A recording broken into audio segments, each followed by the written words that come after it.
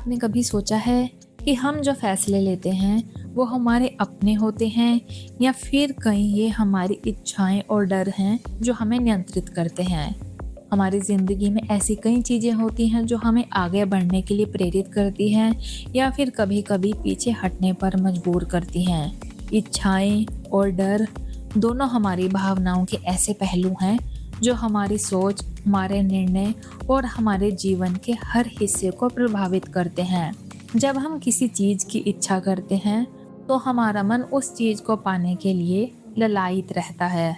मान लीजिए एक युवा को एक बड़ी कंपनी में नौकरी पाने की इच्छा है। वो इस इच्छा को पूरा करने के लिए दिन रात मेहनत करता है, पढ़ाई करता है, खुद को हर तरह से तैयार करता है। लेकिन जैसे ही इंटरव्यू का दिन आता है उसे ये डर घेर लेता है, क्या होगा अगर मैं फेल हो गया, क्या होगा अगर उन्होंने मुझे पसंद नहीं किया। और यही डर उसे कमज़ोर बना देता है और कभी कभी तो इतना बड़ा हो जाता है कि वो इंटरव्यू देने तक नहीं जाता। दोस्तों, हमारी इच्छाएं हमें प्रेरित करती हैं, लेकिन अगर ये इच्छाएं अति बन जाएं तो ये हमारी ज़िंदगी को जटिल बना देती हैं। सोचिए, अगर किसी को दौलत की बहुत ज़्यादा इच्छा हो तो क्या होगा। वो व्यक्ति अपने परिवार, दोस्तों और खुद की सेहत की परवाह किए बिना सिर्फ दौलत के पीछे भागेगा। और जब ये दौलत उसे नहीं मिलती तो वो हताश हो जाता है। और यही स्थिति डर के साथ भी होती है। डर का काम है हमें सचेत करना, लेकिन अगर डर हावी हो जाए तो ये हमारी सोचने समझने की क्षमता को ख़त्म कर देता है।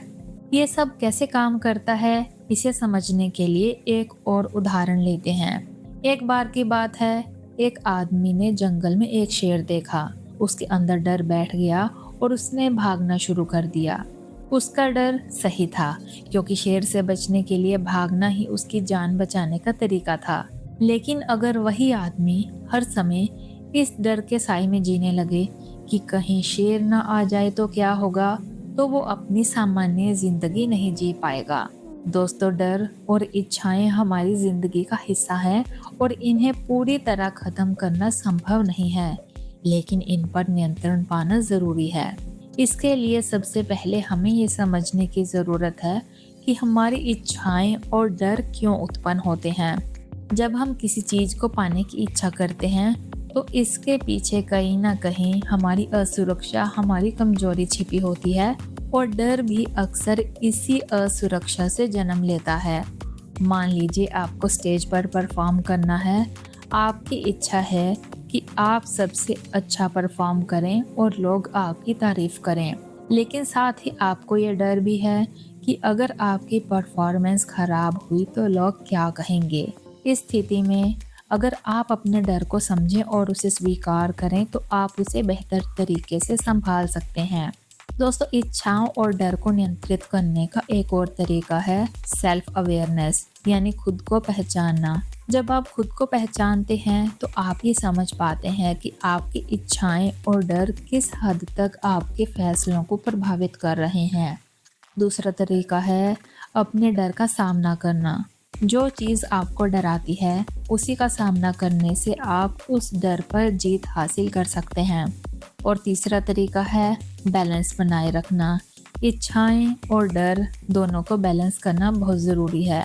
अगर आप सिर्फ इच्छाओं के पीछे भागेंगे तो आप कभी संतुष्ट नहीं होंगे, और अगर आप हर समय डर के साए में जिएंगे तो आप कभी खुशी महसूस नहीं कर पाएंगे। तो क्या हमारी इच्छाएं और डर हमें नियंत्रित करते हैं? जवाब है हाँ, लेकिन सिर्फ तब तक जब तक हम इन्हें नियंत्रित नहीं करते। अगर हम अपनी इच्छाओं को सही दिशा में लगाएं और अपने डर का सामना करें तो हम इन्हें अपने जीवन का एक उपयोगी हिस्सा बना सकते हैं। जिंदगी की खूबसूरती इसी में है कि हम अपनी भावनाओं को समझें और उनका सही उपयोग करें।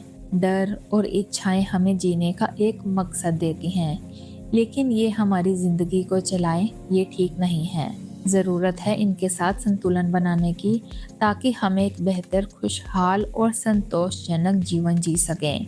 तो चलिए आज से अपने डर और इच्छाओं को पहचानने की शुरुआत करें। उन्हें स्वीकार करें, लेकिन उन्हें अपने ऊपर हावी ना होने दें।